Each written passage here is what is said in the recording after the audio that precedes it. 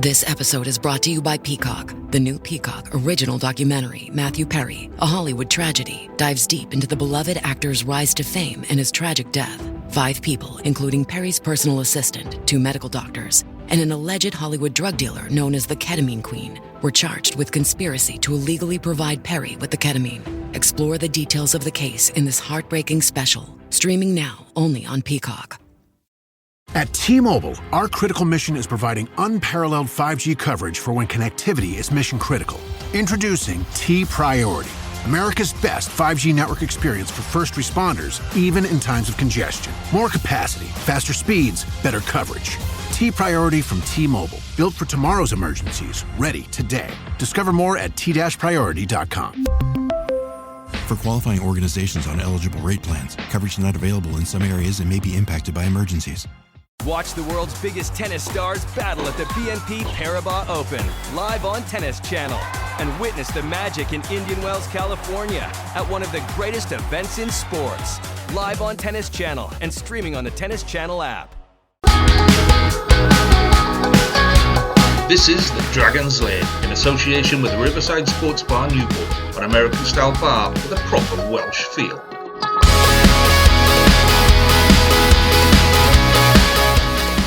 Hello and welcome to the Dragons Lair podcast in association with Riverside Sports Bar, the home of sports fans in Newport. I'm Jamie and joining me is Gavin Thomas, who's had a very busy weekend playing and refereeing grassroots rugby. How are we feeling, Gav? Feeling every one of my 51 years, if I'm honest, Jamie. And about another 10. The thing, I'm old enough to know better. And today, my son got injured quite early on. And I said, well, you're not getting back on the field because it's stupid. Yesterday, went off after 20 minutes because our number 8 stood on my hand and I couldn't feel anything in my wrist. And then went back on for the last 20 minutes. You silly old son. No, fair play to you, Gav. You're a grassroots rugby hero. More people like you are needed in the grassroots game. Fair play to you for giving up your time. Refereeing as well. It's not easy, is it? It's not easy doing that job. No, as I found out, as a bunch of irate 10-year-olds today. Fair play to you. And we've got Gav joining us, regular guest Gav. Hello, Gav. How are we? Hi, Jamie. Hi, Gav. Yep, good to be on. Still chasing that elusive victory pod. But yeah, thanks for having me. Look, Gareth, I would like to promise you that we'll get you on the pod when the Dragons win a game. The problem is, if I made that promise, I don't think we'd hear from you for a long time. So I don't want to do that. I like having you on the pod. I don't want to make promises that we can't keep. But maybe one day you will come on when the Dragons win. I don't know when that'll be, but one day I promise you, when it happens, we'll get you on, and then we can talk about the win. And fingers crossed it's not on the day we record, because I'll be intoxicated when we do get a win. Fair enough. I won't blame you. Right. Okay. Let's get straight into it then. News. 2 players assigned new long-term deals at the Dragons, announced last week. Centre Aneurin Owen and back rower Harry Keddy have both put pen to paper on new deals. I think this is really good news. Aneurin has really developed as a leader, I think. He's quietly gone about his business. And Harry Keddy as well, we've missed him terribly, I think. I think it's been really overlooked just how bad our injuries have been this season. And Harry Keddy is one of the players we've really missed, I think, more than anyone. So, start with you then, Gareth. Good news on the re-signing front? Fantastic news. Great to have some good news as well. 2 players that are probably underrated in Wales. I think if they were playing for maybe a more successful region, would both be talked about for Welsh honours and would probably be capped by now. I think they've both got that quality. We've desperately missed Keddy as a breakdown threat, like you've mentioned on pods before, and Aneurin Owen just keeps getting better and better.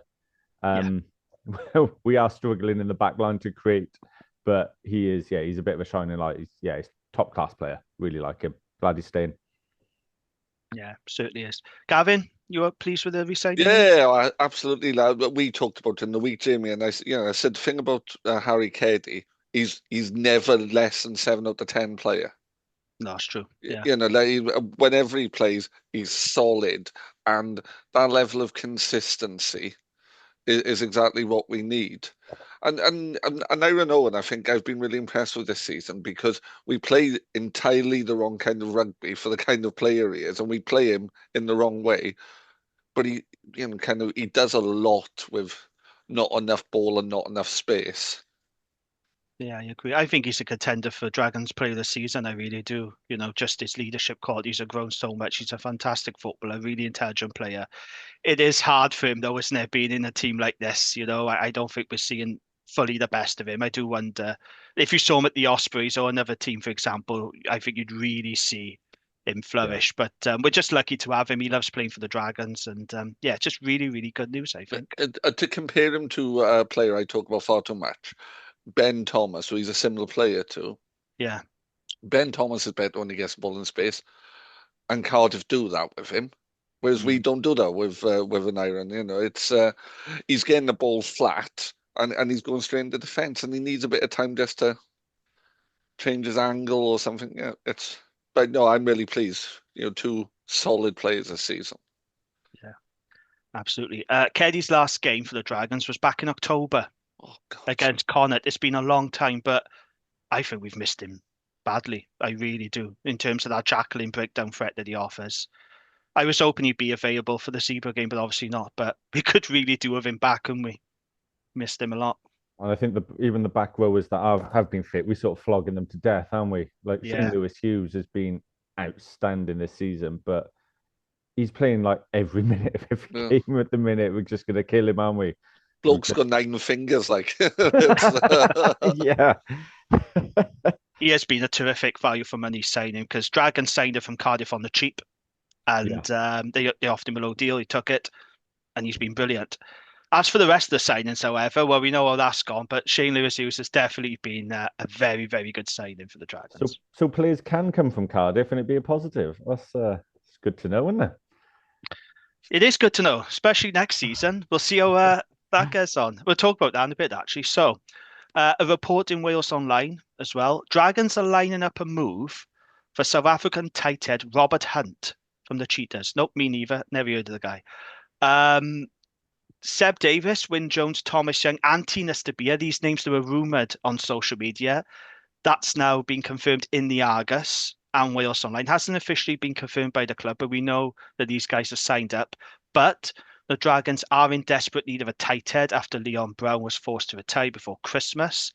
And let's be honest, Dimitri Arhip is 36 years old now. He's no spring chicken. He's coming to the end of his career, isn't he? Now, from what I've seen, Hunt has had very little game time for the Cheetahs. I think he's like third, fourth choice, if I'm being honest. But as long as he can scrummage, I don't give two hoots. I just want a scrummaging tight head. Any thoughts on this potential signing? I know we know very little about him, but how do we feel about a scrummaging South African tight head? Sounds all right, doesn't it? You just want somebody who can hold their end up, don't you? You want, you can, the importance of that. If you think of it, not wanting to talk about Wales prematurely, but if you think about the performance against Ireland, we had 2 scrummaging props, which meant we had a competitive set piece. Well, it's the same for us. If we have got scrummaging props, we'll have a competitive set piece. First phase, ball will be better. Penalty counts will go down. The world will be a happier place. Yeah, we do struggle to get going, don't we? If you don't have a set piece, like you said, you're on the back foot. So we're not in a luxury position to be having our tight head tick the scrummaging box plus all the other luxury boxes. Get your scrummaging nailed down, and if somebody runs at you, tackle them, please. Apart from that, I'm not too worried. We can't be that choosy. I think I noticed in the Argus as well that it looks like we're signing 2 tight heads, which, I mean, with Brown and Faber they're going, and like you said, our hip definitely probably knocking it on the head. We need 2. I'm hoping they come in as first and second choice to really strengthen that position. I'm distrustful of tight heads who do anything other than scrummage. If I see a tight head throw in a dummy, I'm instantly distrustful. Yeah, we're old-fashioned, aren't we, Gav? We like props who can scrummage. If you can do stuff in the loose, if you're a good ball carrier, your jacklet, that's a bonus. I think that should be a bonus. But your bread and butter as a prop should be to scrummage because that's what you're paid to do. my son is a flashy back, doesn't really like forwards work, but he can't do any of that flashy backs work. And I always explain this without some big ugly bloke who's doing all the horrible work up front. And that's the thing, we haven't got a platform. No. We haven't got a platform. So, and Osprey's doing well at the minute. They don't play fancy rugby, do they? They play functional rugby off a decent platform. That's all you have to do. Their attack has massively improved under Mark Jones since he's been head coach. It I watched that certainly Glasgow has. game. It Yeah. really has kicked on. Toby Booth was more pragmatic and was more forward-based, their game plan, but now they've got a really good attack. They're looking good. Yeah. Had something to build on, though, didn't they? And I just feel we need to have that pragmatic approach next season and strangle teams and try and get that win. And then build on it with some attack. At the minute, we haven't got anything, have we? Yeah, and Ospreys, to their credit, they've always had a good pack. That's one of their strengths. They've always had a good pack. Let me come to you then, Gav, because me and Gavin talked about this on the pod last time. These names now that we've signed, again, not officially confirmed by the club, but it's out there now. It's been reported in the Argus. So Seb Davis, Wyn Jones, Thomas Young, Tinas de Beer, and possibly this Robert Hunt guy. Now, on the Dragons forums, it's fair to say the reaction has been lukewarm. There's a lot of people that's not particularly impressed or blown away by these signings. What do you think of the names that we've signed so far? Happy or not? I'm leaning towards happy. You give me those players and we take our squad away to Leinster. It's not going to turn that into a win. But give me those 5 players on Friday night. Does that swing that game in our balance in that 23? I think it actually does. I think they're strong players. I don't know a lot about the tight head, but if he can scrimmage, I think Wyn Jones would actually be a fantastic addition. Having a good season at Harlequins. Yeah. Seb Davis would add strength and depth to our second row that is desperately needed. The bloke's had 18 caps for Wales. He's not, world class, but he's a good, solid club player. Thomas Young, a jackal threat, which we do miss. And let's be honest, we have struggled at 10. So I'm pretty happy with them. I think it also depends on who we retain. Like, really great that we've re-signed Denaira and Carter early in the season and Keddy now as well. And bringing in Wyn is great with Rodri. But if we don't retain Martinez, we're not really adding depth. We might be upgrading quality, but we need the depth. So I'm hoping our retention's also good. Same with Seb Davis, who are we actually going to lose from the second row? Because he definitely bumps up the ladder in our second row, but who's going to go and who's going to stay? So I do think that's going to be really important. But yeah, on the whole, I'm pretty happy with those signings, to be honest. I think they're all quality players. I think my only concern is Tinas de Beer's kicking percentages. Because I think that is something we do worry about. I mean, Will Reid nailed some absolute corkers on the weekend, but he also missed one straight in front of the post to start the game. Yeah, it was a mixed bag from Will. It's fair to say it was a very mixed bag from him. And it just always is. And I do like Will Reid, but whoever's been at 10 for the Dragons recently, it is a mixed bag. And we need someone to be kicking our goals. We're not running away with games and being afforded to miss kicks. We need to kick everything. I don't think it's just his kicking as well. I don't want to criticise Will. Anyone playing last season's drinking game, we can start drinking now. It's just decision making, isn't it? But it's not just Will. Where the decision making has been poor this season. Apart from when Angus has been at 10, the decision making hasn't been where it needs to be.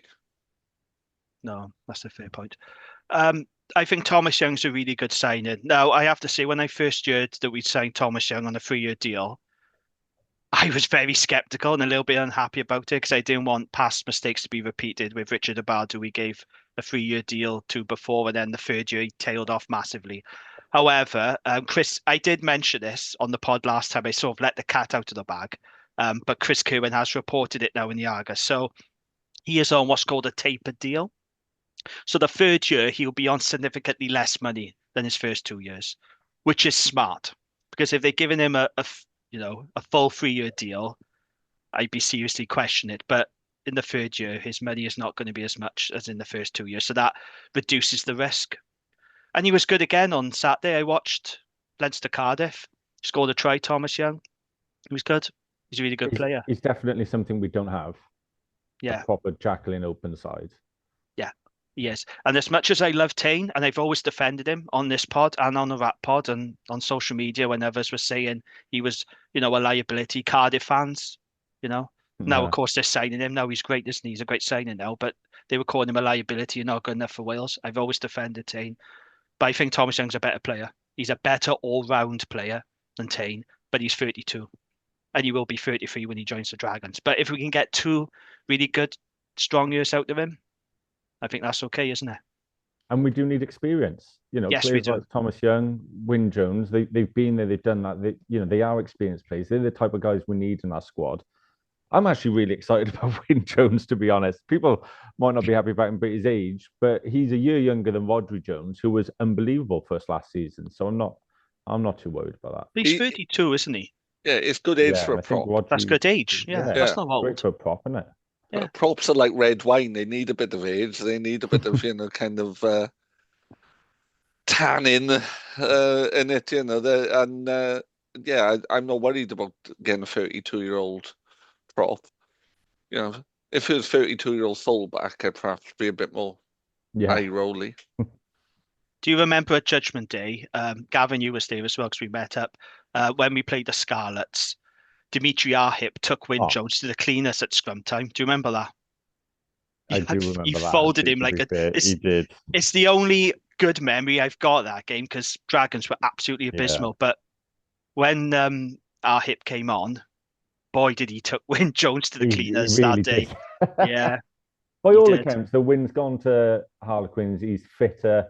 Yes. He's playing a lot of rugby. Like I think he's got his mojo back. He's a British Lion, isn't he? So that's it. It's experience, and this is a young squad. People forget that. So I think his experience is going to be invaluable. But we just need him to stay fit. In our front row, do they know what good looks like? Like, what are they aspiring to be? Do you know what I mean? They can never fault the effort of our players, but do they actually know what good looks like? Have a British Lion in there. He'll show you this is what it looks like. Something to aspire to be. Yeah, no, it's a good point. In other news, then, we didn't talk about this, Gavin, on the last part. We got sort of it slipped away from us, didn't it? Because we were talking about other stuff. But Philo Tiatia has now been officially confirmed by the Dragons as their head coach. We saw it coming. We were told that at the Q&A. We ran a poll on our Facebook page and we shared it across the forums. We asked supporters, now that Philo Tiatia has been officially confirmed as Dragons' permanent head coach, are you happy with the appointment? We had good response. The results will not surprise you in the slightest. 35% said yes, they were happy with Philo. 17% said no, they wasn't happy with the appointment of Philo. 46% said not sure.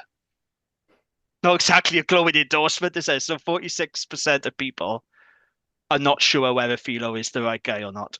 Any thoughts on that? But it's typical of what we've said. We've had that conversation. The three of us have had it, haven't we? And we've said, "Yeah, I'm not sure," because they're not. What at the minute would those 35%? I'm not questioning their judgment, but I would be interested if someone who said yes would tell me what they've seen that I haven't.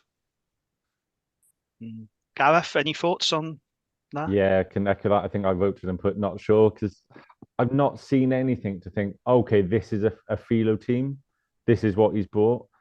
Maybe at the start of the season, even though Dye was still there, we did look more resilient in defence. But yeah, there's certainly we still don't have an identity. And that's been a problem for like 6-7 years now. And it's so frustrating as a Dragons fan to not know what we're going to do as a team. So it all depends who else he brings in. We've been promised a defence coach, but to essentially be his number 2, promised that person's going to be experienced. I think that is desperately needed. So yeah, I think that's going to be the biggest call, really. I'm hoping that person really adds to the culture. Yeah. So for me, I think Philo has the potential to be a really good head coach, only if he has a better and more experienced coaching team around him. And I'm sorry to say, I don't think he's got that at the moment. That's just my opinion. I think he needs more support, more experience around him. Well, it did concern me at the Q&A when they mentioned the coaching team wanted to add experience, and they gave Matt O'Brien and Sam Hobbs praise, but said, look, they are young and they are sort of learning. And you think, how are you in, like, essentially, it seems to have to say, but a top level job, there's only 4 pro teams in Wales.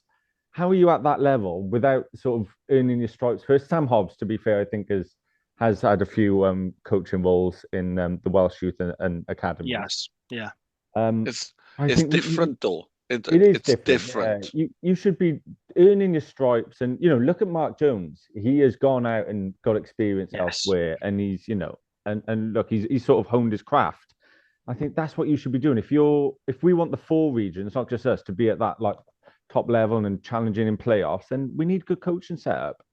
Matt O'Brien, great guy, but he should be transitioning to coach Newport backs.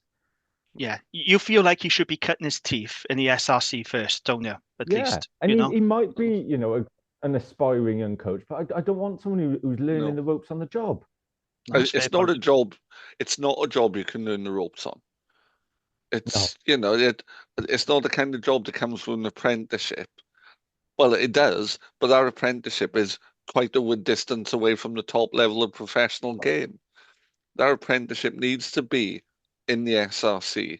It needs to be as part of a more experienced coaching team learning. It can't be running the backs of a team with very little shape and form. So when you see things then online, I get frustrated that, I love that David Buttress interacts with the fans. And like we said before, we owe him a lot, but you'll say things like, we have to be better. We won't accept this. We will be better. Well, you are accepting it because you're accepting like a substandard coaching team. I don't think it's good enough. I think the owners, they're saying a lot about how they want us to be improved and they're really driven. Well, show it. That is where you can invest. You can bring in more experienced coaches. I don't understand why we're not doing it. So it does make me then question a lot that is said at these Q&As when I don't think they're really backing Philo by giving him an experienced team. Like we said, that would support him. Yeah, no, fair enough. Really good points. Okay, so that's the news section done. Let's move on to Friday night. So, Zebre Dragons. So let's look at the context of this game because it is important. Context is pretty important. So Dragons went into this game as big underdogs. Zebre were the clear favourites. We knew that. Dragons had 19 players unavailable due to injuries and international call-ups. That figure became 20 players when Rodri Jones withdrew before kickoff. Big blow. Really big blow. In comes 21-year-old Dylan Keller-Griffiths. He was handed his first start for the Dragons. It wasn't his debut, as Sean Holly incorrectly said on Scrum 5 commentary, because he already made 4 appearances for the club this season, but why bother with research, I guess. So then 19-year-old Wales under-20s prop Owain James comes onto the bench. Yeah, it was a very young squad, let's be honest about it. But to the surprise of everybody, the Dragons were 14 points up, approaching half-time. They were 21-7 up. But of course, normal service resumed, and Zebre ended up winning 31-21 to condemn the Dragons to the 11th straight URC loss. As for Zebre, they're having a great season. So first time they've won 3 in a row since 2018. They currently have the same amount of URC wins as, wait for this, Cardiff, Ospreys, Scarlets, Ulster, Benetton, Stormers, Connacht and Edinburgh. Zebre are now 15th in the league, but on Friday night, they were 10th. They were 10th in the league on Friday night. Can you imagine if the Dragons were 10th in the table? We'd be absolutely buzzing, wouldn't we? Fair play to them. They've had a great season. It's very unlikely, but can you imagine, though, if Dragons were 10th? We would all be cock-a-hoop, wouldn't we? And they're on the same amount of wins as Cardiff, but Zebre haven't had the luxury of playing us twice. So fair play to them. They're having a great season.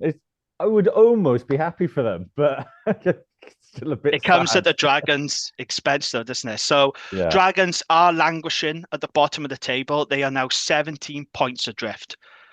To be honest, whether we won on Friday night or not, I think we were always going to finish bottom, but it seems pretty confirmed now. It's just too much of a gap, and I can't see Dragons winning any more games this season, in my opinion, anyway.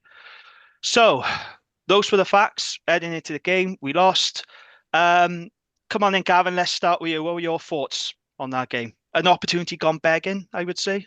Right, so first half, for 28 minutes of it, I thought we played really well.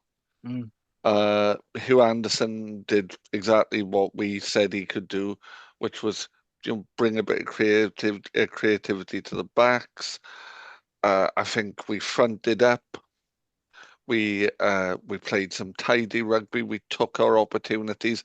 Still, there were some chances going missing. But, if you're talking red zone percentage, it was probably closer to 60% than our usual 20%. So I'll take that. But in the first half, there were some problems. Anyone should be able to sort out a kick-off at any level of rugby. From the crap level of rugby I play, all the way up to, everyone should be able to cope with retaining your own kick-off. Oh, you're talking about Tame Basher when he got the kick-off and it got turned over. Yeah. Yeah. Okay. It's just lack of structure. There's a problem there. I know Aston's come back from injury, and it's not just his fault, but to fall for that show and goal at the 7 through in a 2-on-2 is inexcusable. But other than that, good first half. Second half, probably some of the most depressing rugby I've watched in my life. And I've been watching Wales and, Dragons and Ebbw Vale for 40 years. Yeah. Yeah, it was pretty depressing. That try you mentioned by the Argentine open side, what an incredibly soft try to give away just before halftime. Have any of you seen a more softer try conceded than that? It's inexcusable for professionals to fall for that. I'm sorry. If I'm defending you, running at me, and you've dummied, and I know there's only one bloke outside, and my teammates in it, I don't care whether or not you're a dummy, I'm putting you on your ass. It's not acceptable. No. Gareth, it was all going well for the Dragons in the first half hour. Then it went disastrously wrong. Dragons went full Dragons as they usually do. They imploded. What was your take on it? What went wrong? Yeah, absolutely infuriating. I mean, I seen the team and thought, okay, no chance. We're not getting a victory here. But then, we start the game. We think, God, we're bang up for this. Brodie's, beating his chest, and we're looking dangerous. Hugh Anderson, like Gav mentioned, like what a player. That bloke's ability to get an arm free. I mean, his offload for the try was relatively simple, considering the skills that he's got. He looks like a quality player.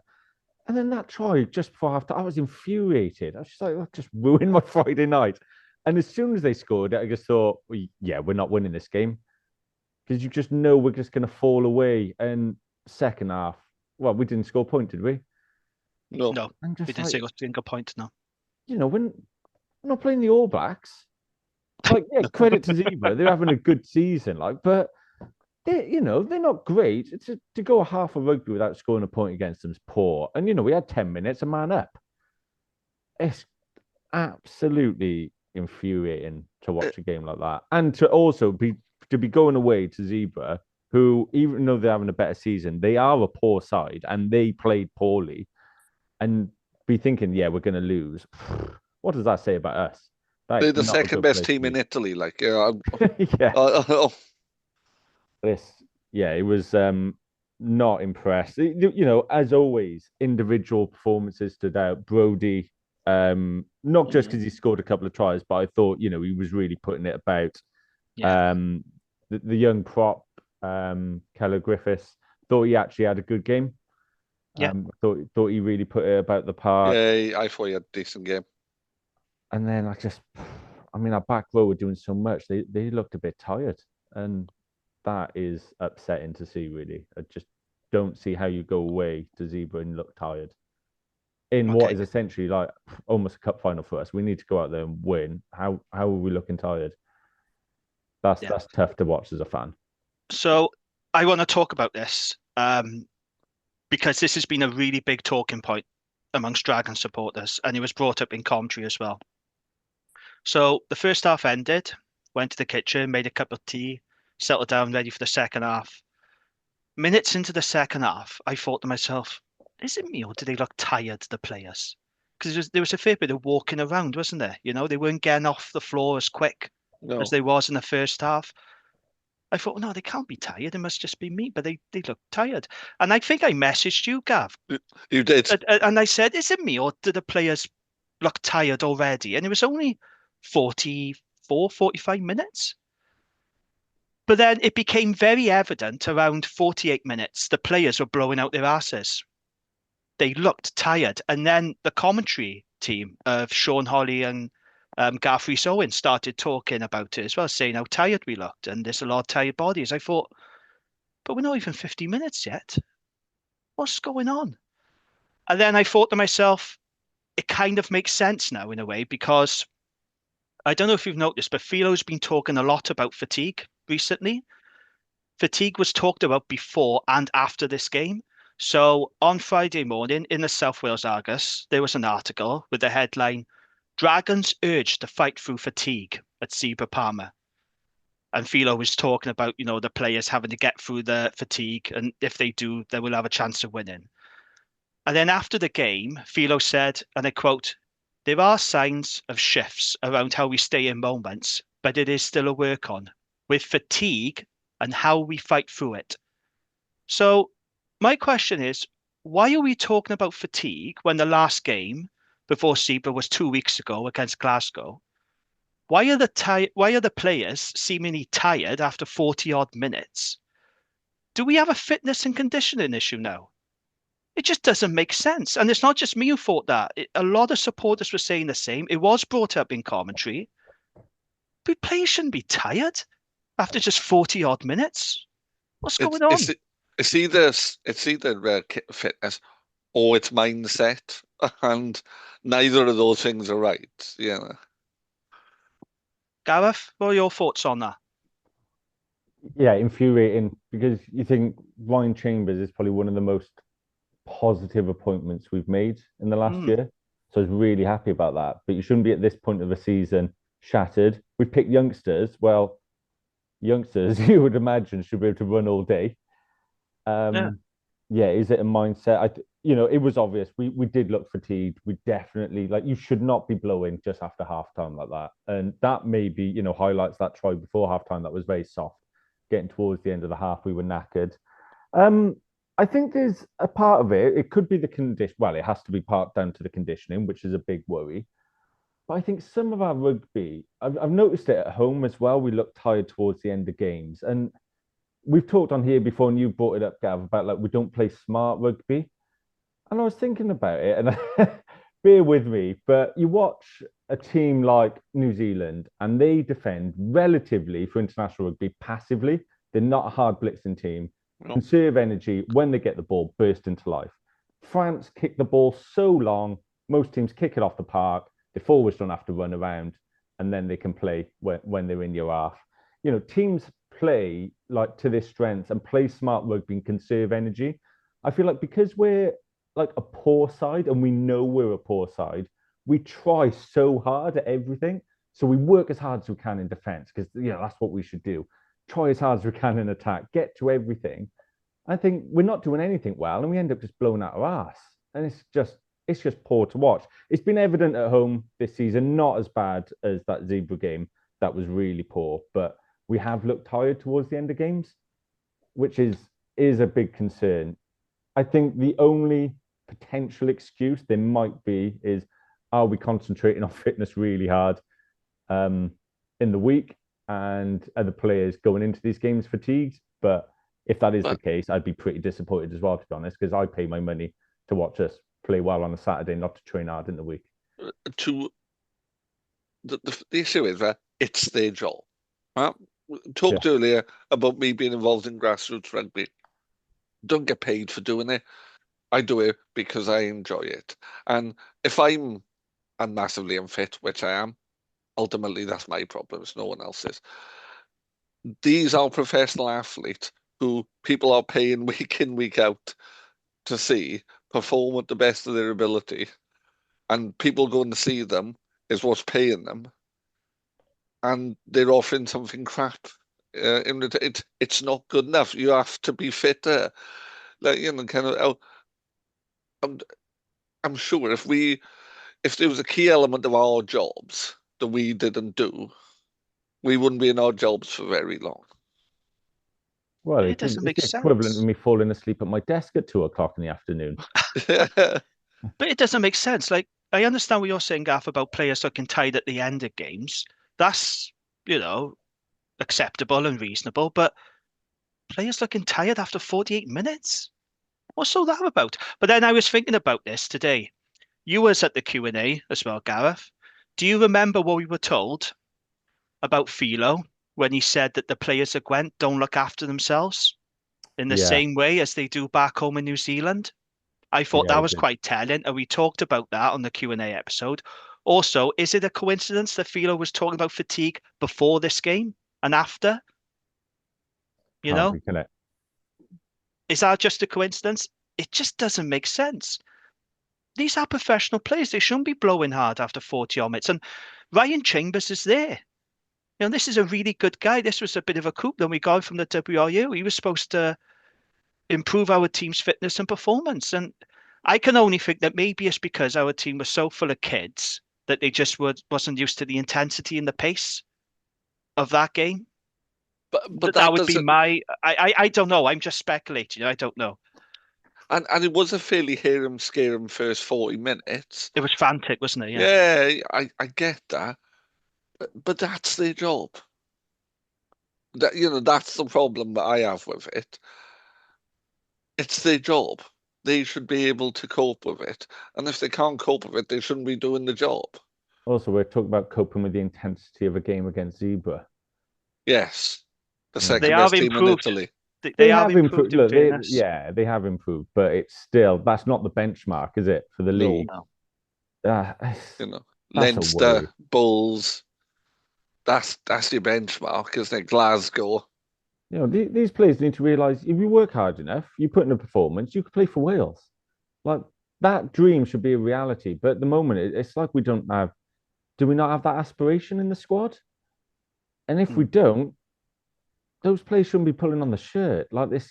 It's not good enough. Other than the guys who are already in the Welsh squad, like Hugh Anderson, yeah, future Welsh player for me potentially. Brody, no one else even within sniffing distance at the minute. I just want to be very careful and stress what I say here because I'm not saying the players are out of shape, right? No. But what I am saying is I noticed very early on in that game the players were tiring and blowing hard, even before Sean Holly and Gav Sowen said it. Like I even messaged you as well, Gav, at that time. Then the commentator said it. It's not a good look. And the Dragons will probably have a response and they point to other reasons. I don't know what's going on. And I'm not a fitness and condition expert by any means. But it was evident to me, to the commentary team, and to a lot of people that our players look tired after 40 odd minutes. And that's not acceptable. No. That's really not acceptable. And it is not a good look for a professional club to have players blowing out their asses after 40 odd minutes. So if Philo had already highlighted it in the week and it was in the Argus, then why didn't we play a game plan that would conserve energy? Why did we play this end-to-end game? Like, why did we have no tactical nous from Philo himself? But why are we talking about fatigue when our last game before that was against Glasgow a fortnight ago? It's not right, is it? It just does. I don't know what's going on, right? And maybe the Dragons do have a logical explanation for it, but something seemed off on Friday. Something seemed off. It just wasn't right, what we saw. Not after 40 odd minutes. I can understand if it was like 68, 72 minutes, whatever, towards the end of the game, last quarter. We've seen it many times, haven't we? But after 40 odd minutes, tiring like that, when you got Sean Ollie saying there's some tired bodies out there, and we've only hit 50 minutes, No, that's not right. That's not right. In terms of positives then, because there were some, and let's be honest with the Dragons, you do have to focus on the positives to know. Brody Coughlin mentioned earlier, 2 tries, should be in the Wales squad, shouldn't he? In my humble opinion. I know I'm being biased, but I just think he's terrific. He's Carried better really than hard. who's the Cardiff lad? Evan Lloyd. Evan Lloyd, yeah. Yeah, he's better than him. Yes. He's not as big as him, but he's better. Yeah. Yeah, that's fair enough. Hugh Anderson, in what's been a really miserable season, Hugh Anderson has been a major plus for us, I think. It's been a real positive. It's just nice to see him develop. He's got pace. He's got a really good skill set, distribution, kicking game. He's one for the future. I'm really pleased how he's developed. I know you mentioned him earlier, Gav, but Ashton Witt, it was nice to see him play his first Dragons game in 14 months. You know, he's had horrendous luck with injury, and it's going to take time for him to get up to speed, but it was nice to see him starting and playing for us. No, agreed. Yeah. Dylan Keller-Griffiths, he was decent, wasn't he? His first start in the scrum. He was quite lively around the field as well. He got through a lot of work around the park, didn't he? Which impressed me as well. And of course, there were debuts for Harry Ford, fresh from being a penalty hero for Wales under-20s, and Owain James as well. So congratulations to them. But other than that, it has to go down as a missed opportunity. Even though we had 20 players missing, we were huge underdogs. To go 21-7 up, and don't get me wrong, I never believed we were going to win, even when we were 21-7 up, because we've seen it time and time again with the Dragons, how much they implode, especially when, they have significant leads. Because I'm not being funny when I say this, I'm not being nasty, but this team are losers. They lose every week. And it's very difficult for losers, once they find themselves in the lead, when they have a significant lead, they don't know how to cope with that. No. They don't know how to manage it. Why? Because they're never in that position. And we've seen it before already this season. When the Sharks played at Ronnie Parade, the Dragons were 22-5 up in the first half. And what happened? They conceded just before half-time, as we did on Friday night. And then they imploded in the second half, because this is a team of losers that doesn't know how to win, and they don't know how to build on a lead, because it's a position they are not used to being in. That's it, isn't it? I know it's blunt and it's not nice to hear, but that's the reality. I wish I could argue it, to be honest. I wish I could say, no, you're wrong, but you're spot on. And it's I'm not saying this to be nasty, but we are losers. I mean, it's quite comical that the poor Ospreys lost to us. But thank God we won that. How long this season, we won that game in the last play of the game. We could be without no league wins. So that is really concerning. Is our worst league performance on history? Is this? It is heading our way, isn't it? I think under Jackman it was 2 wins, wasn't it, in the league in his first season. So I've said before, I said it back in January, I can't see us winning another game for the rest of the season. And it looks like I'm going to be right. There's still some rugby left to be played, and I really don't want to be negative, but I will always give my honest opinion, whether people like it or not. I have to say what I see, and I pay good money for my season ticket, so I will have my voice. And I know some people may not like it, some people may agree, I don't know, but I'm not saying this to be controversial, but losers just don't know how to win games, and this is a team of losers. They say winning is a habit, losing is a habit, and we've been in this losing habit for far too long now. And they're both mindsets. There's a winning mindset, there's a losing mindset, and we're in a losing mindset. But it's interesting that David Wright at the Q&A said they talked about, do they need to move away from Ystrad Mynach because of this mindset? And they said, well, no, that training facility doesn't lose you games. No. I mean, sometimes you would think just, if you can freshen anything up, just do it at this point. Because, we've been serial losers for years. You look back at the days when I think, oh, God, we're poor, we need to be better. And I think, God, I'd give anything for those days now, 10 years ago. And it's not really their fault, because when you're not used to being in the lead like that, if you lose every week, right, you're expected to chase the game, aren't you? You're normally always behind. But when you find yourself 21-7 up, and when you're losing every week, well, that's a completely alien situation for you, isn't it? Like, they're not used to being in that position. So, of course, they would struggle. Of course, they won't cope with being in that position. And it is a mindset problem. And it was David Wright at the Q&A who said he's thought about bringing in a sports psychologist as well, didn't he? Yeah. Because that was the question I was going to ask. Is it worth the Dragons bringing in a sports psychologist, just to get these players in some kind of a winning mindset? So when they are in the lead, they build on it and they don't shit the bed as they always do. And the answer was no, wasn't it? That we're not getting one. Was that right? I don't think he didn't really confirm or deny. He just said, I have talked about whether we need a sports psychologist. I mean, it's a worry when, Philo's come in and said to him that, we're not looking after ourselves properly. Like, okay, if we are losing all the time, but that's almost like we're accepting it as well. If we're not looking after ourselves and trying to be fit and the best we can be, I feel like we just always need a squad overhaul. Like, how many overhauls can you have? All of the players who turned out on Friday night have been either signed or retained in the last 2 or 3 years by the owners. So that's a bit worrying. Well, actually, not all the owners, but Buttress and whatnot. Yeah. So it's that is concerning for me as well. Because I think, well, the people in charge have not changed anything in those years. But this is what worries me, because we keep talking about, we got these exciting kids, and we have got talent. We've got really good young talent. Hugh Anderson, Brodie Coughlin, Ewan Rosser, Nick Thomas. The list goes on. But all they know is going to be losing. And they don't How is that going to help their development? How is that going to help their mindset? That they're only ever going to know losing being in this team. And that's what really worries me. It does generally worry me. It makes me a bit sad, actually, that someone like Hugh Anderson's talent he is, he's not going to know what it's like to win games. No. And you would think, you look at someone like an Iron Owen, who we said is class. If he's playing for the Ospreys, you'd imagine he'd be getting Welsh honours. Hugh Anderson, you think, mate, what chances are you going to have here?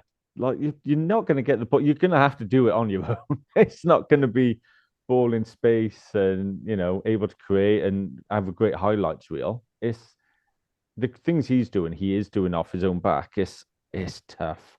I really don't like putting a boot in. I don't, because I really want this team to do well. Like I said, I renew my season ticket every year. I am desperate for us to do well, but it's just very difficult at the moment. And I do have grave concerns about this club. I know things are looking well off the field. We all know that. But on the field, it's hard to see where the next win is coming from, isn't it? And I just find that so depressing.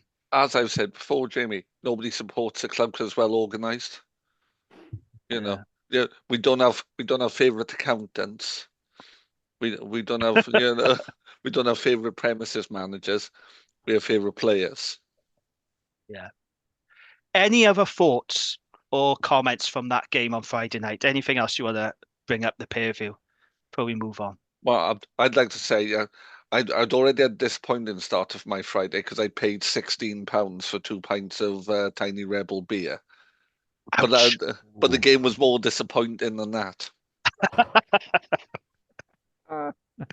You are going to pay big bucks in London. I've paid £8 for what did I pay? The Easy Living.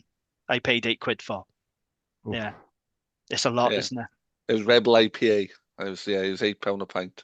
That's nice. That's the new one. That's a nice beer. No, it was really nice. It was good. Yeah. Gareth, anything from you before we move on that game? Any final thoughts? I honestly want to forget about it. The pain in your voice when you said that, Gareth.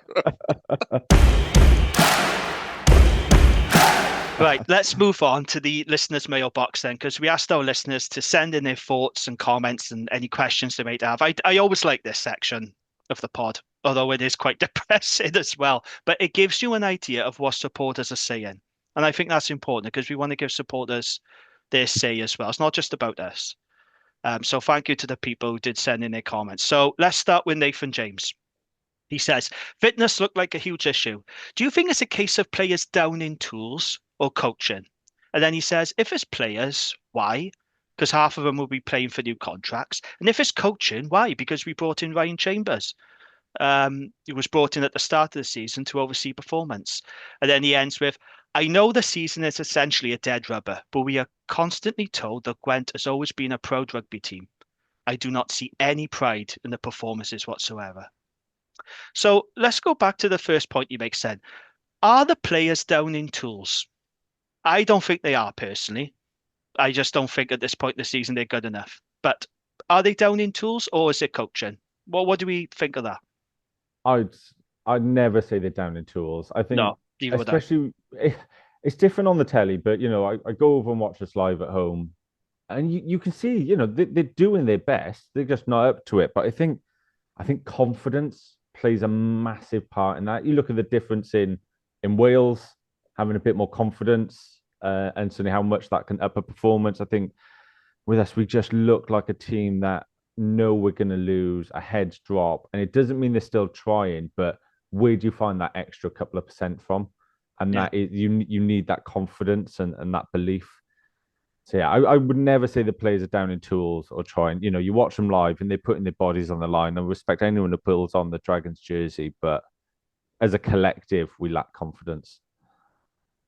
Gavin? Yeah, rugby's not something you can go into half-hearted. That's how you're going to end up getting yourself properly crocked. I don't think it's nothing to do with effort. It's nothing to do with commitment or heart or any of these nebulous ideas. It's quality. They are not good enough.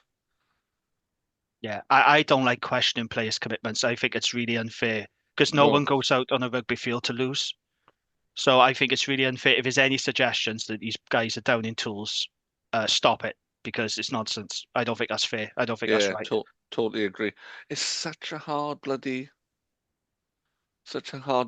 thing to do. Yeah. You have to be committed.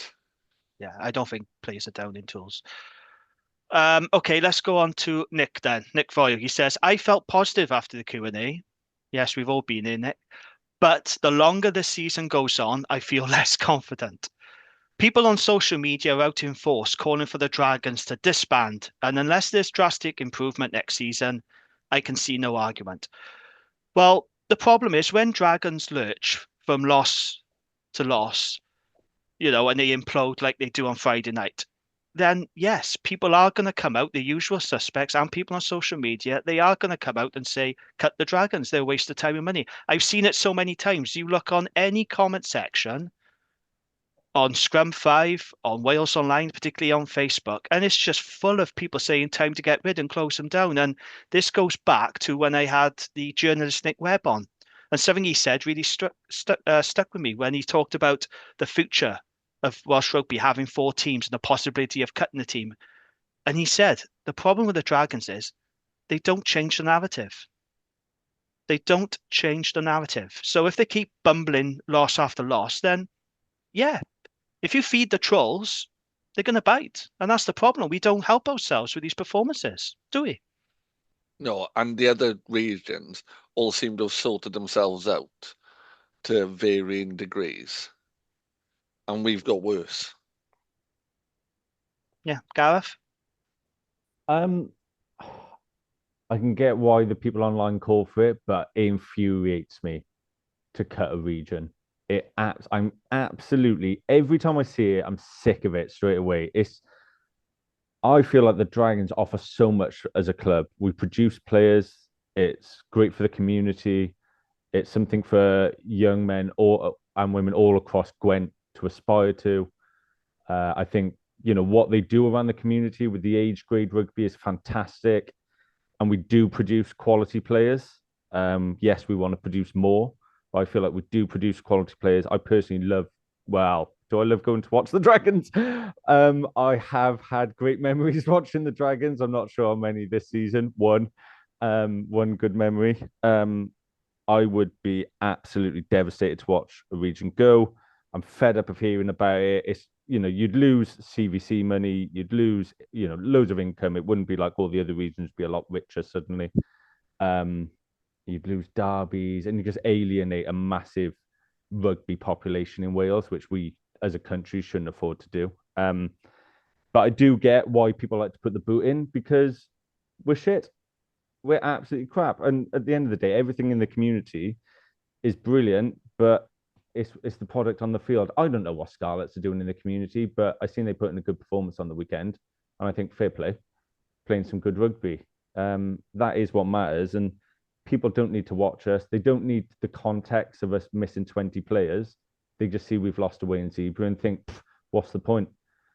So yeah, we don't help ourselves, but don't cut us. And I wish it would never be a topic ever again. But sadly, unless we start winning more games. That is the only way to shut people up. We have to win more games. You're not going to get people howling about it as much. If the Dragons were better, more competitive, and won more games, you wouldn't get people. And I gotta say, I do feel sorry for the media team at the Dragons when they run the social media accounts, Ben and Carwin, because I don't know if you guys notice, when they do put up the final score graphic, it's just a load of people saying how shit we are and to close us down. And I understand fans' frustrations, mind. I really do, but it's tough, isn't it? Because if you keep lurching from embarrassing defeats, you're feeding the trolls. And like Nick said, Dragons are not changing the narrative. They should be using that as motivation. They should be using people's comments and the naysayers as motivation. But I don't think they do. I don't think they do. Gav, do you want to say something then? I'm the media thing, the social media thing. It irritates. I am fairly done with social media this weekend. It's just been a horrific bin fire in every angle. So I've kind of not done a lot social media wise this weekend. But it's right. We live in an era where a club has to have a social media presence.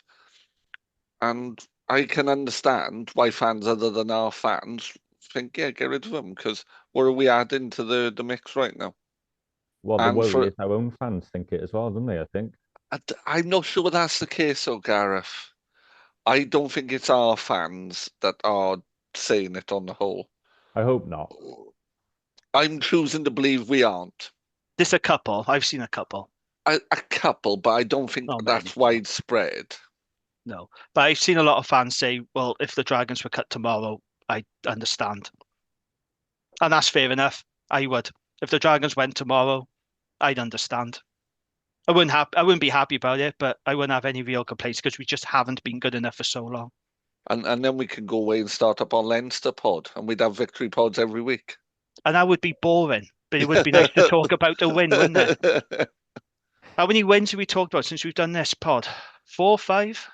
So there were 3 last season, 2 this season. 4 last season in total. 4 last season. Yeah. So 6.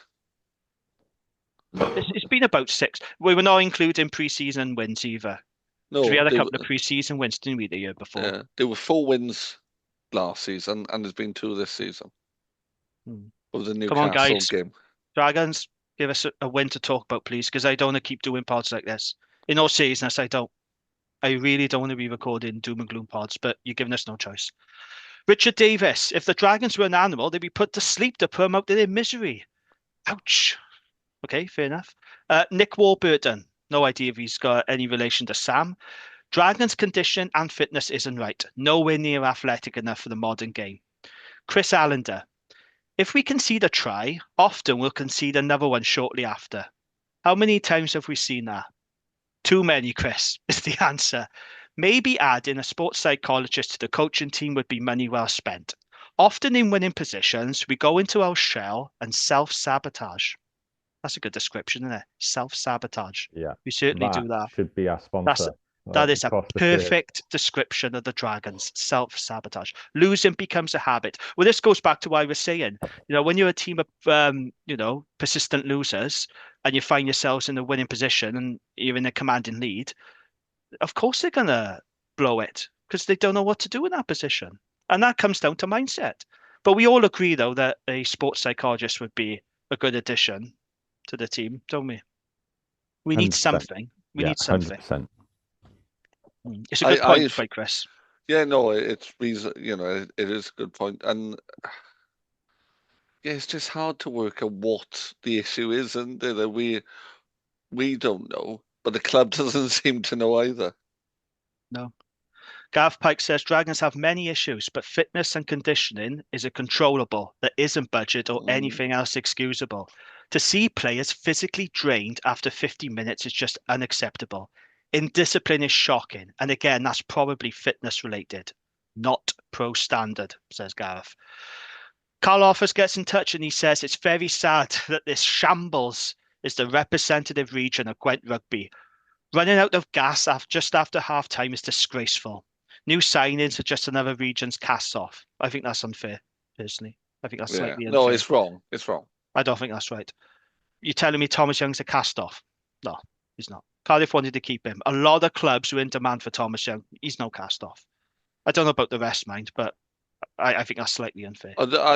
Wynn is doing solidly at Harlequins, as far as I understand from Harlequins supporting friends.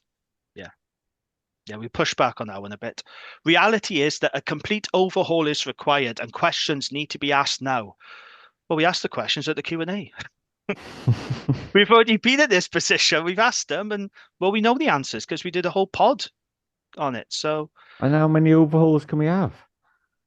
Every season, we're saying the same thing, aren't we? We're saying the same thing every single season. So frustrating. It's like Theseus's ship, but without any of the changes, or Trigger's broom, to use a more well-known example of it. Kind of, we keep changing the handle and the head of the broom, but the problem is we're not replacing it with better. So despite it being a new side fairly regularly, it's still the same quality. Yeah. Matthew Williams gets in touch. He said, I expected the result. Good first half, and we showed the talent that we have. Hugh Anderson is a baller. Second half, we looked dead on our feet, and Zebre obviously had a telling off, as we couldn't break them down at all. We have no big ball carriers at all. Yeah, it's a fair point. We haven't got anyone to continually guess over the game line. That's something that we've talked about quite a lot, Gavin, isn't it, on pods? So yeah, and we're trying to use the wrong place to do it, like giving Nyron Owen flat balls. He's not going to do it. And then we signed, that was what all the signings last summer were for, big ball carriers, and one doesn't even make the 23 and he's fit, Wilson. Yeah. Well, it'd be great. It's all about signing ball carriers if they're actually bloody fit. Yeah. I like reading and listening to loads of stuff about cryptids and the unexplained and stuff. I'm fairly sure Solomon Funaki doesn't actually exist. He doesn't exist. No, we've seen him in the flesh, though. I've seen him warm up. He's a big lump. He is massive. Yeah. Have you? Was it Bigfoot or was there a man in a suit? That's all I'm saying. Martin Thorpe. He says, a winning team breeds fans. And then he says, me and my brother-in-law have been season ticket holders for years, thinking every new season is going to be better. It never is. We are really fed up of the same thing year after year after year. We will not be renewing our season tickets. Ooh. Ouch. I mean, that could have been written from anyone who I've ever spoke to on the terrace. It is every year you get so excited. Start of the season comes full of optimism, end up disappointed, hope we can pull off a result Boxing Day, disappointed, season's over, roll on September again. Grim. Repeat. Yeah. I think it's worrying for the club when people say they're not going to renew their season tickets after so many years. I think that's a wake-up call now. Well, on the terrace, there's so much space there. We normally, like we always, if you want a pint before or something, during the game, wouldn't bother getting a beer because you don't want to queue. You want to watch the match. That's important. Now, we do. One, because the product's not great in front of you. But two, there's no queue because there's no one there. The amount of space on the terrace. That's one positive, at least. Yeah, There's no queue for beer now. And you're not paying £8 a beer either, Gareth. So, do you know what? It's still £6 for a plastic cup, but that's a different matter. It's worrying. There's a lot of space on the terrace at the minute, and that is a big concern. And there will be a lot of space next season if they don't back their ideas up. That's the reality. Daniel Green says, confused over our fitness. Overall, the squad is incredibly short because of injuries and retirements. But if next season we have a larger squad and full coaching lineup and we still don't improve, I can't see us lasting much longer. Graham says, I was expecting more from Zebre based on their recent results. Yeah, I don't think that Zebre were great, were they? I mean, no. They did well. They basically fed off our errors and they took their chances. That's what they did, but they weren't great. They were much better, though, he says, in the second half. Yeah, fair play, they were, only because we imploded. We should have had a bigger lead in the first half. And then he says, defensive lapses, very slow ruck speed. That's something that we talked about, Gavin, before we started recording this pod, especially in the second half. players were standing still when they eventually got the ball. Sounds like Wales, doesn't it? Under Gatland, this and Howley. Usual handling errors, he says. Scrum destroyed. It was at the end, I must admit. Not sure what we are trying to do in attack. Well, how many times we said that on the pod? Yeah. It's the same. Like, the amount of comments we get about our attack. So come on, Matt O'Brien, sort it out, please. This is your job, mate. I mean, look at the Wales attack. Look at the difference. A bit of confidence and a bit of, knowledge can do. It's just so. There's one thing losing. I'd happily win games 3-0, boot it in the corner, strangle the life out of team. It'd be boring. I'd go home happy if we win. But if we're not going to win, I want to see some good rugby. It's so frustrating. We was over on the terrace against the Glasgow game, and somebody said, "Oh, well, Rio doesn't work for the ball," and I was like, "Hang on a minute, mate. That's unfair. I was That's like, unfair. "Excuse me." Oh, does. that's and I said, "Watch him now, watch." And honestly, I swear, Rio ran behind the 10, ready to offer himself, and we lost the ball at the ruck.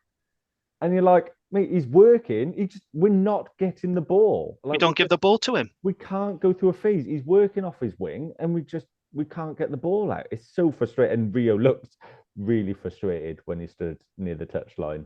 I've spoken about this many times. I see him from my seat, right, in the Bisley. The amount of times he's on the wing, screaming for the ball, hands up like that, and the slow ruck speed, slow getting the ball out to him.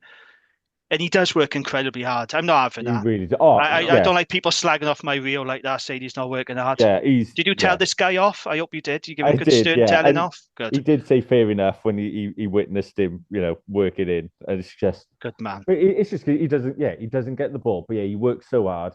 Why would you have an international winger and not give him the ball? Because we're the Dragons. That's what we do. But the thing is, effective rugby is winning rugby. It doesn't matter. Or winning rugby is effective rugby. Doesn't matter what you do. I would happily never give the ball to Rio again if we played 10-man rugby and scored pushover tries from rolling mauls. Yeah. But have a plan. And right now, we aren't using our obvious weapons, which is Rio. Kind of give him the ball, give him and Naira Owen the ball in space and see what they can do. You say have a plan. Is there any aspect of the game we do well? No. Have we focused on one area to do well and try and, nail that and get that way to victory? We don't. Our maul defence is all right. I think line out is good. Do you know what? Our maul defence is all right. Season ticket renewed for next season. The line out is decent as well, to be fair. It's not. Yeah, I might be a bit flippant there. We do some things okay. So we're all right around the line out there, huh? That's worth however much your season ticket costs you, Gareth. But Graham makes an additional point. I want to know what you think of this. He says, I wonder whether it'd be worth putting Joe Westwood at inside centre and try and bash his way over the gain line, try something different. I'm not convinced about that personally, about Westwood at 12. What do you think? Is it worth trying? Or the problem is to do defence rather than attack. Defending at 12 is hard. Yeah. No, it's not as hard as outside centre, though, is it? 13 is the hardest. It's key, though. Your 12 is the one who triggers your drive, your defensive movement. So it's going to be somebody who's managing that, managing all those defensive kind of blitzes and shuffles and everything else. Wales at the best is when we had Henson at 12, who was great at organising the defence. And I don't think he's there in terms of that. I don't think he's defensively minded. I don't think he's great in defence at 13 either.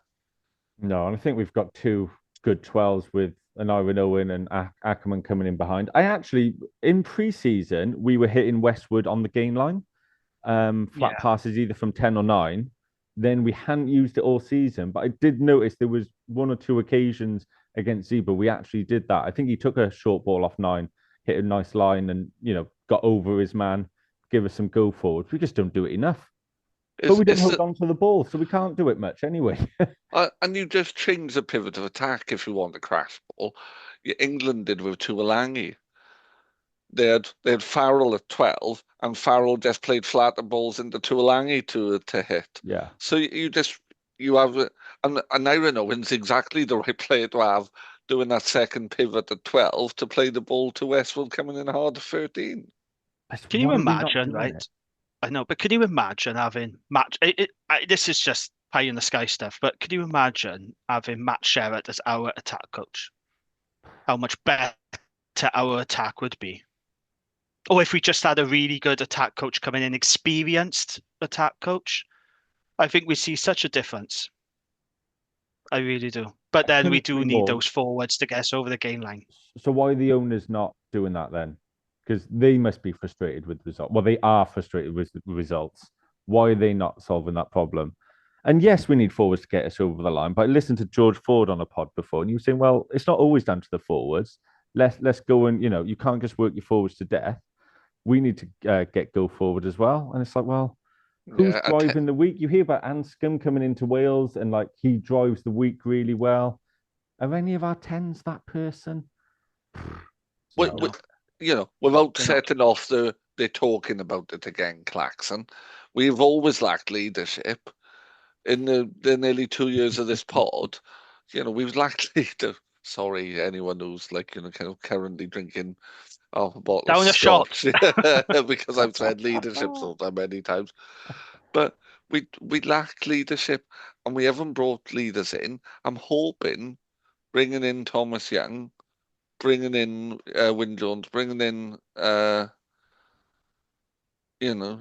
of even Seb Davis, who I'm not convinced is he's not as bad as people keep saying. I'm not gonna. He's got good people hands. say he's terrible. I mean, he has got, as Gav said, I think it's 17, 18 Wales caps. He is better than, I would say, 2 or 3 locks that we got there at the moment. Yeah. Not naming names. He's a distributor, though. I like him as a distributor. He's got good hands for a big lad. Yeah. To use the Peter Crouch comment, it's but it's lack of leadership as well as that judgment's being made. Down your shot, Gavin said. Leadership, down your shot. Sorry, all. Let's end on a couple of positives because we did actually have 1 or 2 positive comments. So Darren got in touch, Darren Elgar. He says, trying to look for any positives at all, but I do think that there are some good young players coming through and they're getting valuable game time. Yes, but let's be honest, that's only because of injuries and the salary cap. But still, it's good to see young Gwent talent get their opportunities.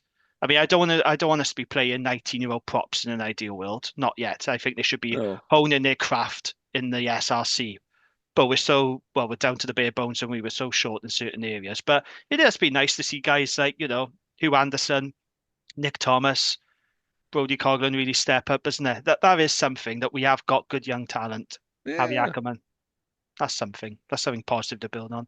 And then finally, sorry, Gav, do you want to say something then? Or? All right, I was going to say, it's great to see a young player come through because I still, Faletau is an absolute legend.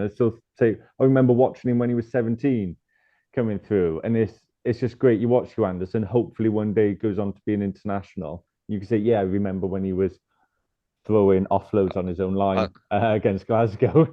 I'm going to make an outlandish claim now that I reckon I'm going to be right on. Hugh Anderson goes on the tour to Japan this summer.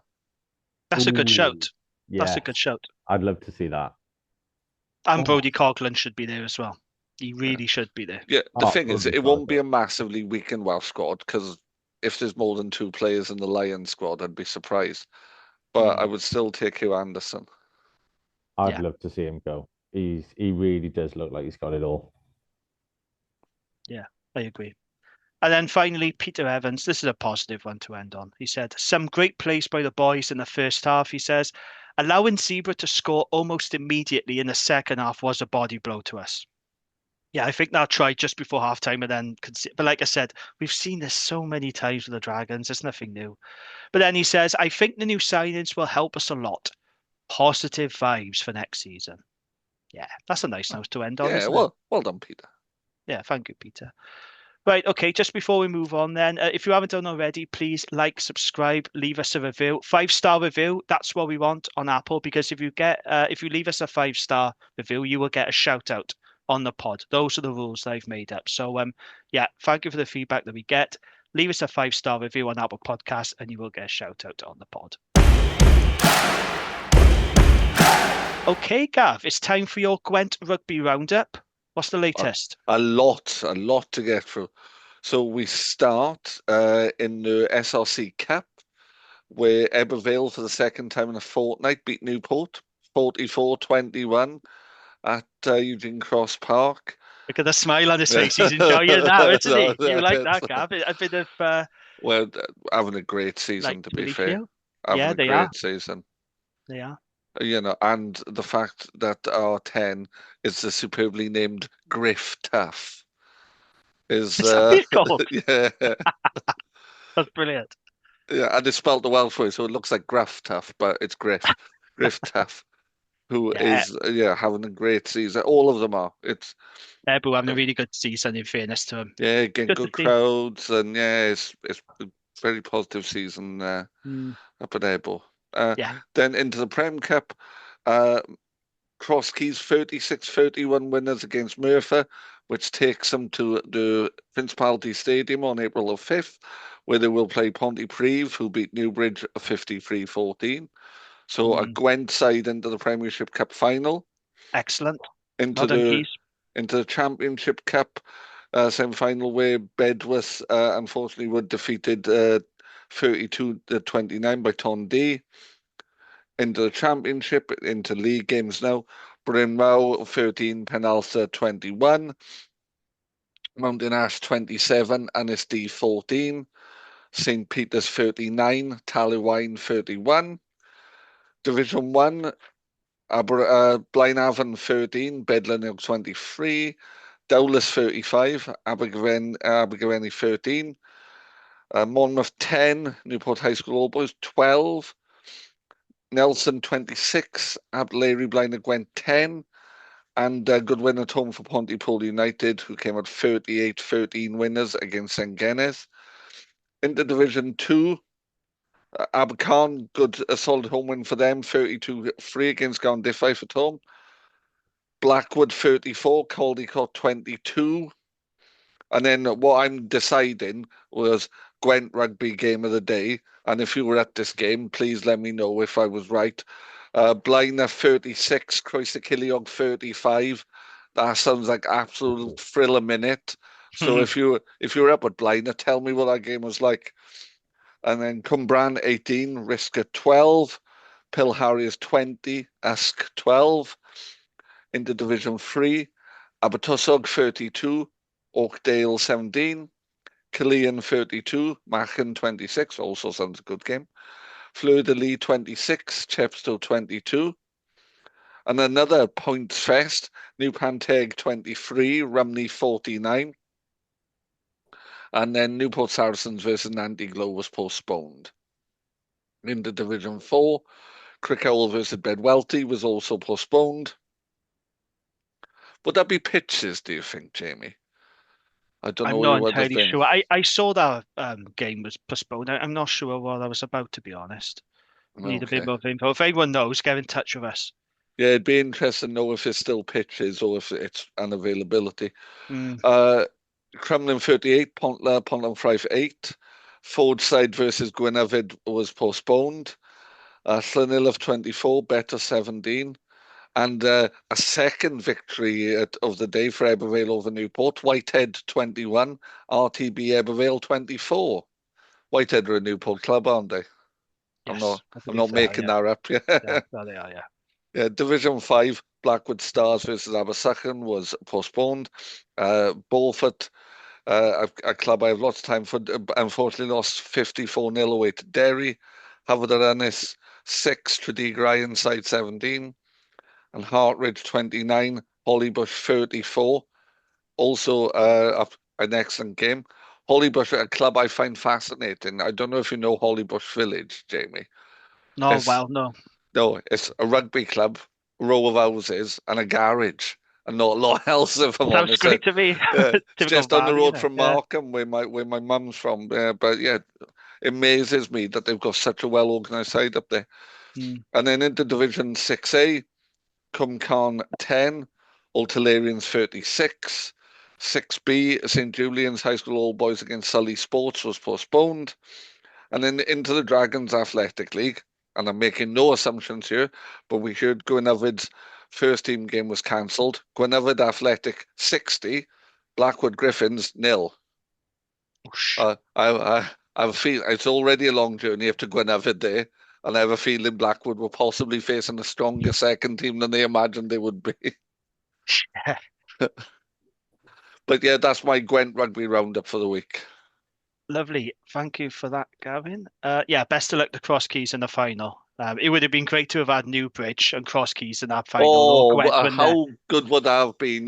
Biggest local rivals. Oh, that'd have been lovely. That'd have been terrific. But no, commiserations to Newbridge, and yeah, congratulations, Cross Keys. Hope they go all the way now. Be tough ask against Pontypridd. They're a good side, but the unofficial fifth region, according to Lee Jarvis.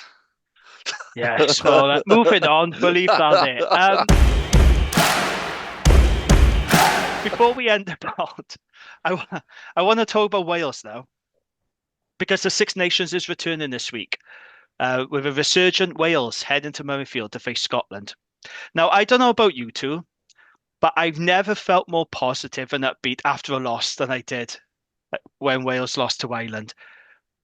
I don't know what I was expecting, but I was not expecting that. I thought Wales were excellent. And look, we probably knew that Ireland were always going to win, but I did not expect that performance. And I guess, there was a lot of talk about new manager bounce or what have you, but it's given me hope. And I don't know if it's misplaced or not for the rest of the tournament, but I am going now into the Six Nations week feeling hopeful that we can beat Scotland. It could come crashing back down to earth on Saturday afternoon, mind. I don't know if that was an outlier, that performance. But like I said, I'm feeling hopeful. And dare I say, Wales have a good chance of beating Scotland now up in Murrayfield? What do you think?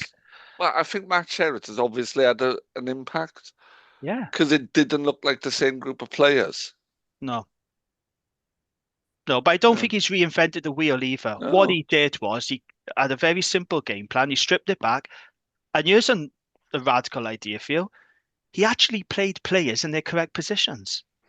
That's mad, isn't it? Imagine doing that. A coach actually, picking informed players like Max Llewellyn and putting Ben Thomas, who's a 12, at 12 and the 10 at 10. They'll never catch on. They'll never catch on at all, will they? Thomas and Llewellyn in the centres was great. They were. Because the Irish centres didn't know what to do with them. No. Because Thomas sometimes would take the ball into contact. Sometimes he'd give it to Llewellyn. Sometimes he'd look for the more expansive pass.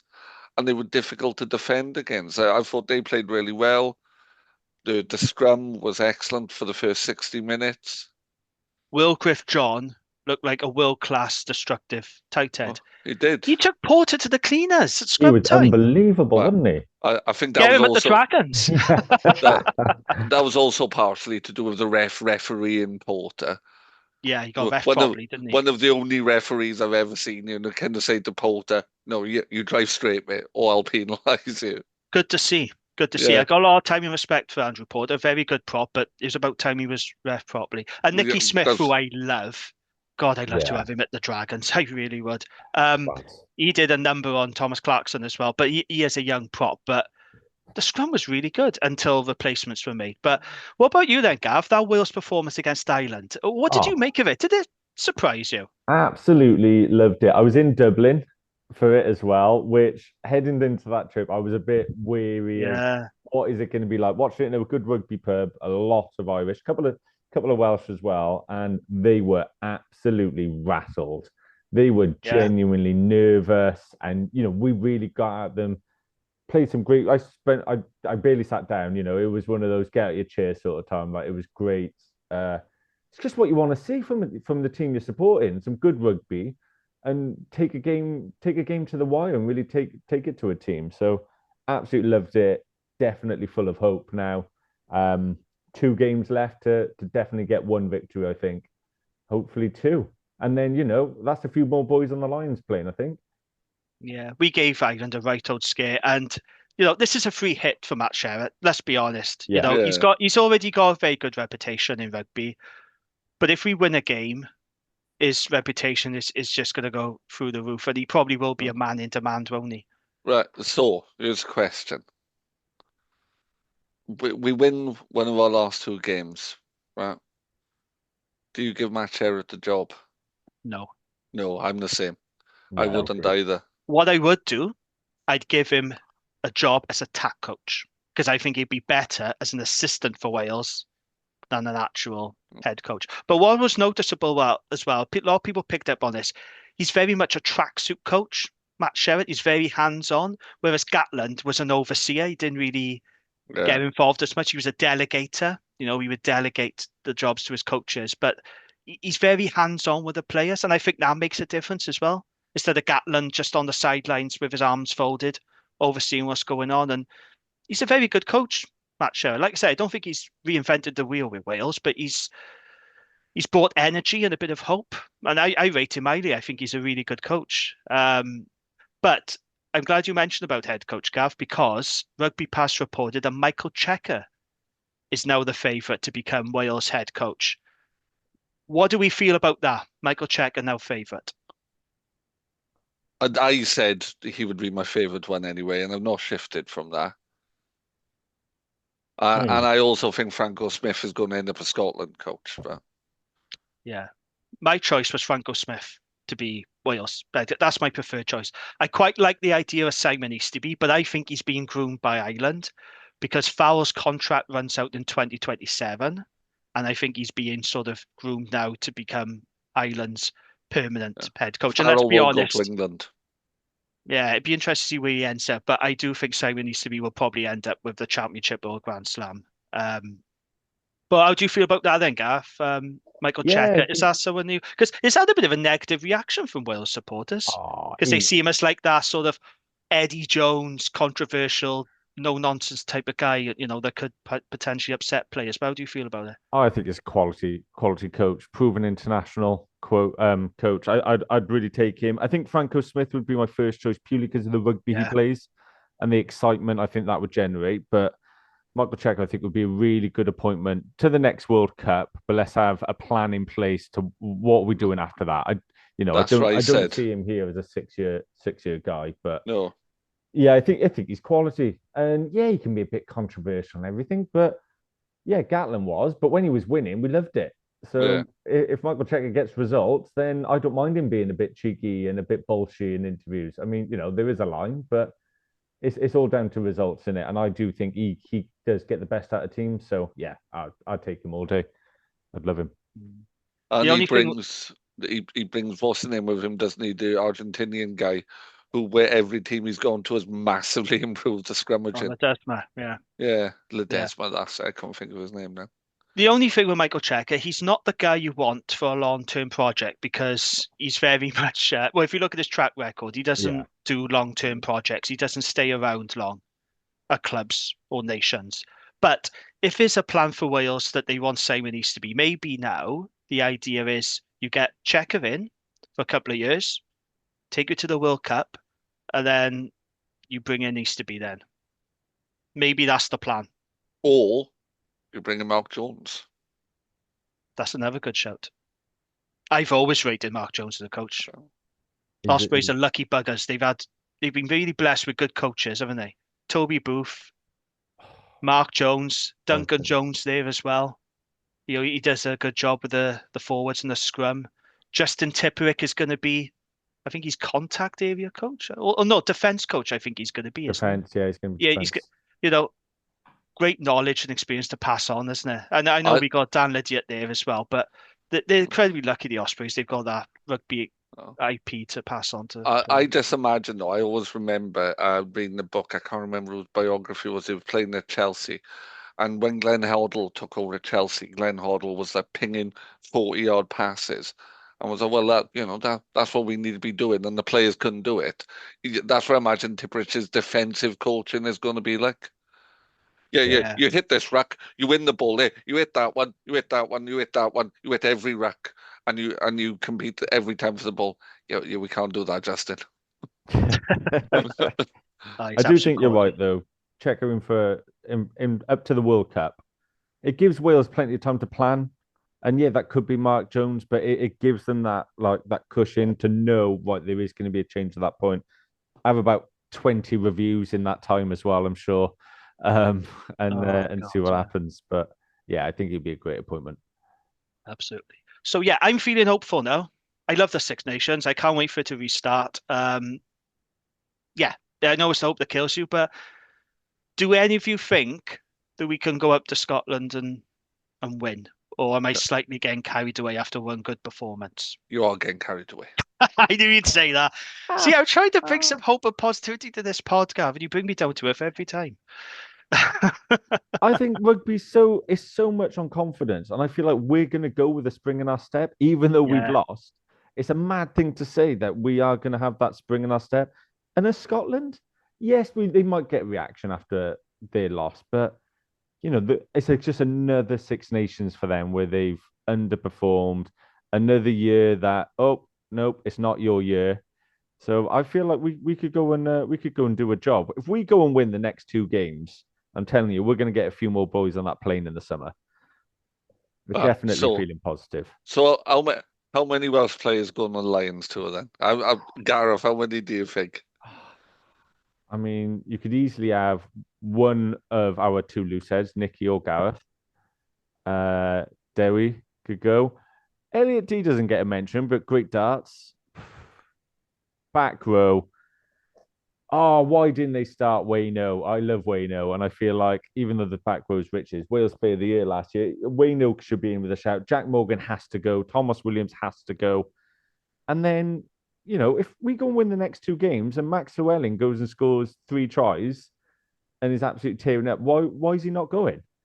Because there's about 4 or 5 centres better than him, I would suggest. Yeah. I mean, at the moment, yes, but 2 good games, I think, could change a lot. If Tuipulotu comes back, he goes. If he comes back from injury, Jones goes, Aki goes, Henshaw goes. You pick 3 from Ireland from their centres, can you really? Yeah, Henshaw, Ringrose, Aki. They just cut above us at the minute. Yeah, I think Jack Morgan goes. I think Thomas Williams goes. I don't think anyone else goes. What about you, Jamie? Jack Morgan, absolutely. He's a definite. Thomas Williams, I would take, although his form has been pretty hit and miss in this year's Six Nations. Dowie Lake, yes, I take him. Aaron Wainwright, I think. I like to see Aaron in there. Other than that, I'm struggling. Nicky Smith should go. Nicky Smith, yeah. But it all depends, doesn't it? Because there is a lot of depth. Yeah. With the Lions, and you are competing against, 3 other nations in terms of a spot. And let's be honest, it is going to be filled with Irish players, and it's understandable. Gatland did it when he was in charge of Lions. He filled it with Welsh. There was a few crumbles, but Wales at that time were the best team, and Ireland now were the best team. So I'm not going to have any crumbles if Wales have 2 or 3 players. I know some Welsh fans will have crumbles, but I won't. You got to pick the best players. But I think as many as 17 or 18 Irish players will go. Fair enough. And if that's the case, I won't grumble about it. I really won't. Yeah. No, I didn't grumble when Wales picked, 13, 14 Ospreys back in 2008 when Gatland picked them for the England game, Can you remember when Ron Waldron was Wales coach? Before my time, but yeah, I am. He was a Neath coach. Right. And he picked 12 players from Neath for 1 game. How did that end for him? No, well. No. I think Scotland are going to be a bit worried about this now. I really do. Rory Lawson came out. I don't know if you guys saw this. Rory Lawson came out and said in the week that defeat to Wales, right? If they beat Scotland, it would be incomprehensible. They're worried, aren't they? I bet they're worried after that performance, and I think they should be worried. I still think they're strong favourites. Don't get me wrong. I do still expect Scotland to win, but I don't know. I think they're worried about this. I think we can go there without any pressure at all, nothing to lose, go up there and really purr to them. Mind you, they should have beaten England, shouldn't they? That game really go away. They should have, but it's just another season where Scotland haven't performed. And dark horses. Every year we're told the dark horses. I told Johnny McGinty from the Scottish Rugby Podcast, it's your year, Johnny, at which point he told me to go away because I would curse them. It's not my fault Scotland haven't won. There is nothing for them to win now. I just think, if it's on small percentages, I think we've got more to gain. I think we're gonna sneak it. It's gonna be close, but I think we'll sneak it. A point. Boys, I wish I had your confidence. But you know what, though? I'm really looking forward to this game now. Yeah. Because a few weeks ago, I was thinking, oh, God, I'm not looking forward to this. Ireland, Scotland, England. But now, it's amazing what difference we can make, with fresh Gives me hope ideas for the like Sherrod. Dragons. It can change that quick. Anyway, the game before that, though, is going to be very, very interesting. It's a cracking day Saturday. Ireland, France. That's probably going to decide who wins the championship, isn't it? So who are we backing to win the Six Nations outright? Ireland. Do you think they'll win the Grand Slam? Yeah, I genuinely think they're the best European side of the last 25 years at least. And then we keep hearing about the so-called demise, but it's just not happened, isn't it? I listen to other podcasts, they keep saying they're too old and but I'm not seeing it. I still think they're a very good team with a tremendous young talent. They're superb at breakdown. I can't think of a better side at the breakdown. Every ball is slowed down. But the Sam Prendergast discourse is really tedious. I think he's a talented kid, but his defense is very ropey. I don't think he likes tackling, does he? No. Well, it is that Nothing footage like of him peeking from behind the post. I know. Yeah.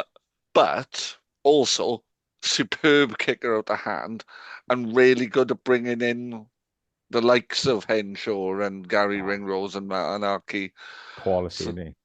Yeah, and I know, kind of, this all Leinster players. Yeah, I'll tell you why there's Leinster players, because they're the best club in Europe. So, that's why there's lots of them. It's just common sense, isn't it? So, that's a 2:15, Ireland, France. Like I say, I can't wait for Saturday. And then our game against Scotland. Right, so let's put our next on the block. Predictions. I want your prediction for Scotland and then England in the last game, because when we come back, it'll be after the Six Nations. So, Gav, Scotland, England, predictions. Scotland, we lose by 6. England, we lose by 9.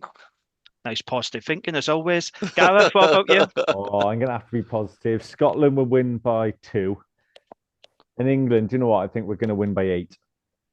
Oosh. That seems to be the winnable game, doesn't it? No, but that's the thing. A lot of people think, even before the tournament started, that was the game, the one game we could potentially win. What? I actually think England are a good team. They are. They're having, a crisis in the autumn, and you think, God, you could have beat the All Blacks, could have beat South Africa. They're a good team, but I don't know, I guess fancy us at home. I think we're on the up now, upward trajectory. Why not? Yeah. They have been lucky, England, though, particularly against France and Scotland, because of missed kicks. They should have lost both of those games. France but at the end of the day, away. Yeah. They still won, and they got an awful lot of stick in the English rugby media after the game against Ireland, when I thought they were pretty good. The English rugby media is savage. They've won 2 out of 3 games. Yeah. Well, they're a good team. Do not like the English media at all, but they do have high standards, to be fair to them. They wouldn't have put up with 14 losses in a row. No, they really won't.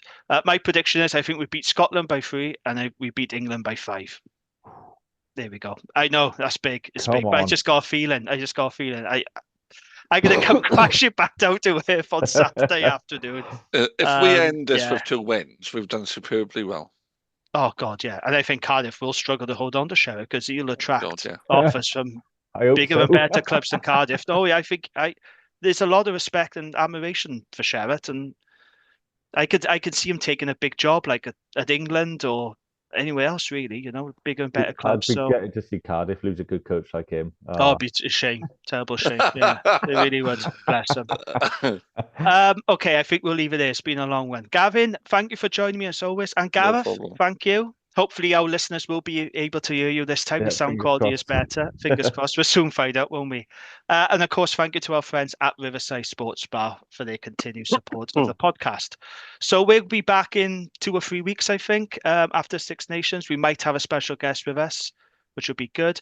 But until then, hope you all enjoy the rest of the Six Nations. Thanks for listening to us, and we'll catch you on the next one. Ta-ra.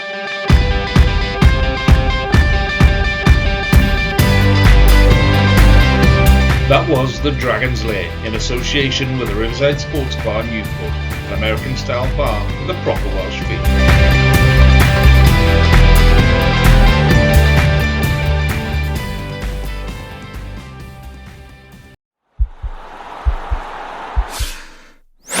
This podcast is part of the Sports Social Podcast Network.